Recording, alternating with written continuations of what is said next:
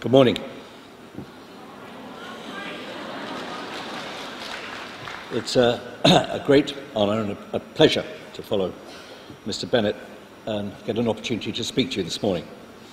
Almost 15 years ago, I made a huge personal decision to leave the world of cinema after 30 happy and I hope productive years, to engage full-time in the very different world of public policy in the UK, most particularly as it related to education.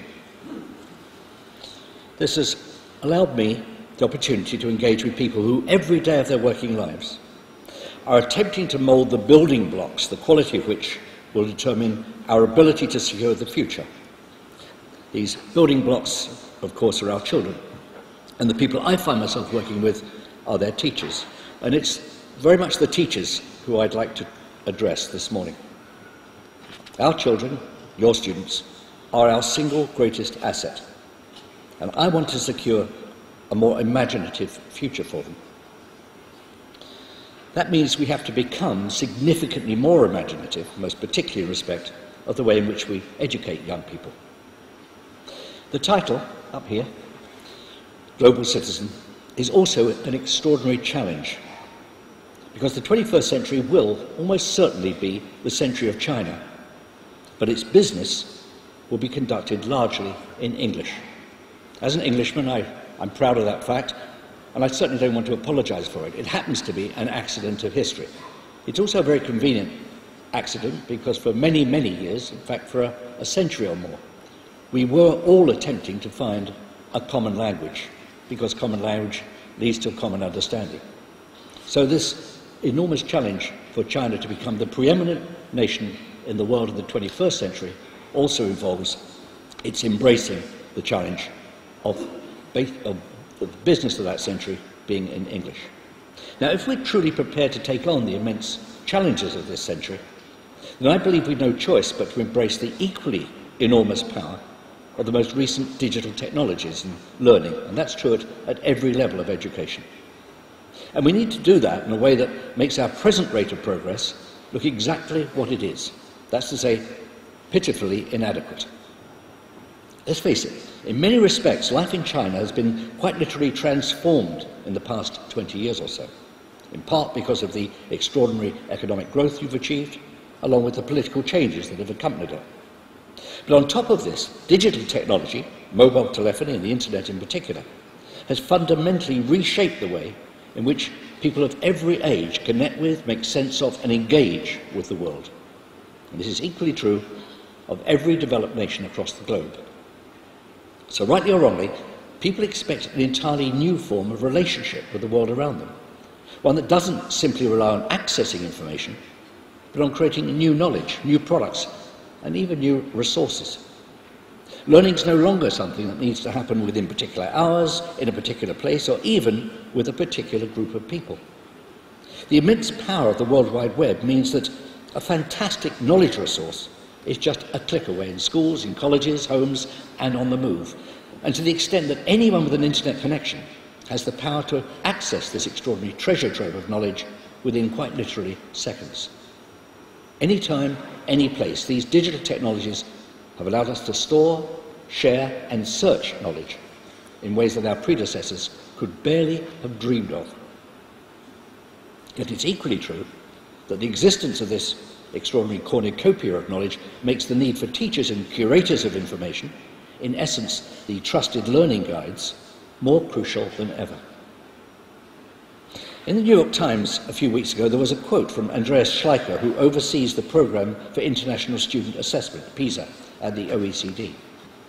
What he actually said was this: knowledge and skills have become the global currency of 21st century economies.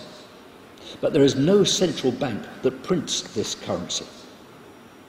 But I'd argue that it's our schools which find themselves playing an absolutely central role in making that currency generally available. Young people in particular may be very smart about using the technology, a good deal smarter than most of their teachers, I suspect. But teachers, as the custodians of knowledge, have a crucial part to play in helping steer young people towards the type of information that's most likely to help them develop as well-informed citizens, equipping them to play the fullest possible role in this new digital society. We need to create learning environments in which informed responses to the challenges of the 21st century are encouraged and nurtured. This would be a world in which prejudice and ignorance would hopefully become rather better understood for exactly what they are. Yet despite endless speeches about the degree to which our future global economy is dependent on the development of creativity and imagination, can any nation honestly claim to be doing anything tangible to locate and release these talents? And at best, I'd have to say, nothing like enough. Tied as we are to our existing structures and precepts, I'm not even entirely sure how we go about releasing them. Students starting school this year will enter the world of work at some point between 2025 and 2030, and they'll retire around 2075, assuming they can afford to. Now, given that we can't with any degree of certainty predict what the world's going to look like 5, let alone 10 years from now, we have certainly no idea what it's going to look like in 2075. So the very best we can do is prepare today's students for a world of increasing unpredictability, equipping them with the necessary degree of cooperation, agility, compassion and intelligence to anticipate and deal with the many and mostly unknown challenges of the next half-century. The American commentator Tom Friedman, in an article in the New York Times in March, argued this. He said, "In the past, workers with average skills doing an average job could earn an average lifestyle. But as he put it, like it or not, today average is over." He goes on to say, everyone needs to find their own extra, their unique value contribution, that special something that makes them stand out in whatever field of employment they happen to find themselves. Today, average is definitely over, because the best jobs already require people to have a better education and more of it, and to ensure they make themselves well above average. All of which begs the fundamental question, are we fully conscious of the fact that never before in human history have a single generation of educationists been asked to meet and defeat anything like this level of competition and complexity? That is far and away the most important thing I want to get across this morning. So much so, I'm going to repeat it.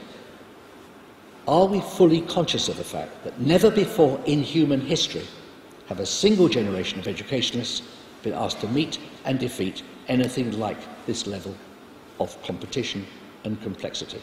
Now, happily, we are not without support. As I suggested a little earlier, it is digital technology in its various forms that's likely to be the driving force behind many or even most of the changes that you here in China and all the rest of us will be wrestling with in the months, the years and even the decades ahead. However, addressing them is going to require not only a well thought through and continuing policy of public and private investment, but also a vision, or at least a framework that's sufficiently coherent to ensure that every policy is fit for purpose in a digital age. For, as we're now only too aware, the advent of high-speed broadband in educational institutions, from primary schools to universities and colleges of further education, opens the door to faster, richer, more interactive and more informative internet experiences than have ever been possible in what we've rather complacently come to think of as conventional broadband capacities. The truth is that the streaming of videos, of plays, of movies and of animation can now be seamlessly incorporated into just about every aspect of day-to-day teaching and learning, including distance learning. So surely the immediate task is to explore and harness all of these opportunities in addressing the many, many challenges that a society such as yours already faces. So how can a nation such as China build on these technologies to ensure that they benefit 21st century learners? Well, we have to start with the process of embracing change. And change is painful. People are frightened of change. But it's also the reality of all of our lives. And I don't think I'm being wholly unfair in suggesting there's been something of an institutionalized reluctance, or is it a resistance among politicians as well as teachers and educationists to fully optimize and anticipate the potential of digital innovation at every level of the educational system. Certainly this is true in the UK, it's true in the US and across much of Western Europe, and I've heard evidence that it also is true here in China.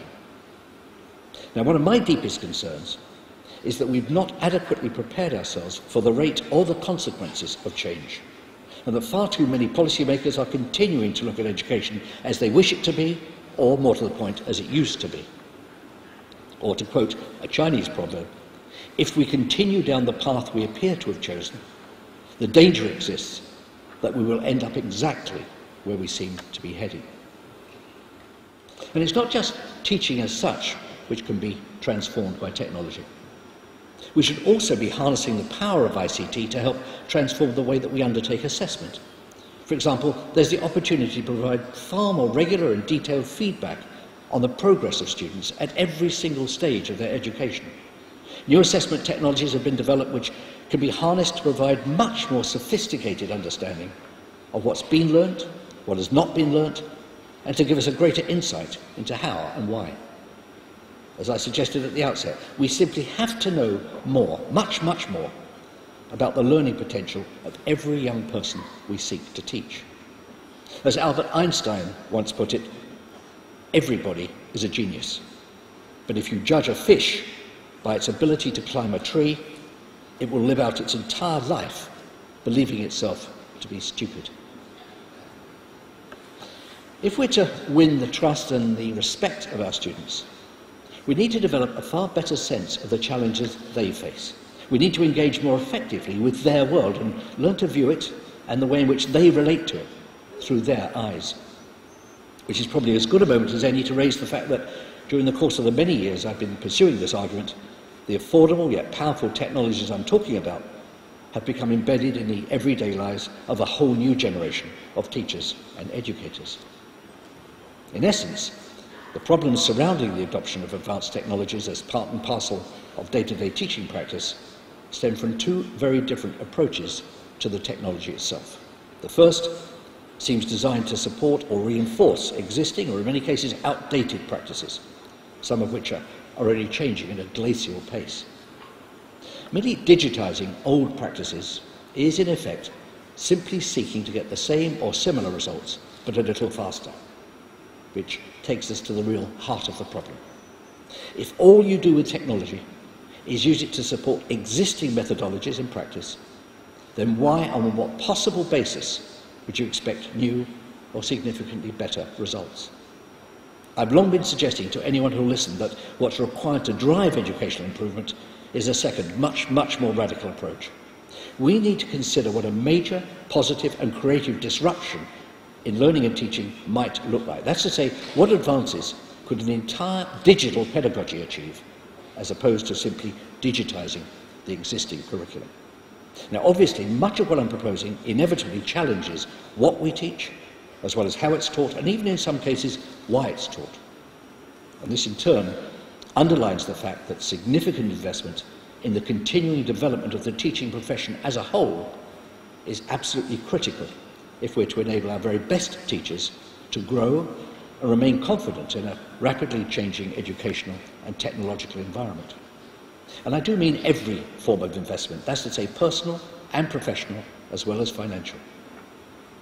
With that in mind, if we're to navigate our way to the type of society we would wish to see emerge in the ever more complex world that I'm describing, let me conclude by reassessing the crucial lessons I've learned during these past 15 years of working in the field of educational policy.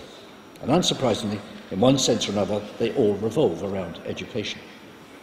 Firstly, like it or not, getting our education systems right is not just one among a number of social and political priorities. Education is far closer to being, as they would say in the United States, the whole ball of wax.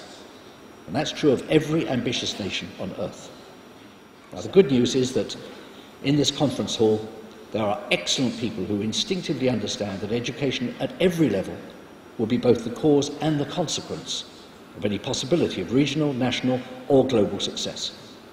I think we all now acknowledge that, as human species, we know more than we've ever known about ourselves and our natural environment. So if I may, I'll leave you with a quote from the environmentalist and futurist Stuart Brand, which, whilst ostensibly flattering, is also quite cautionary. He said, "We are as gods, so we'd better start getting good at it." Thank you very much for listening to me.